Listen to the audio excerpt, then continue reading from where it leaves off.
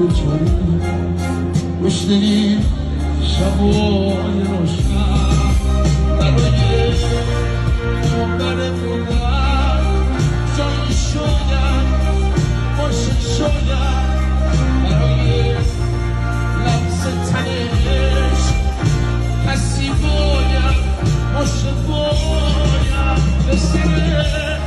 خستگی ها به روی سینه بگیره برای علم و پسیر و حس سادگی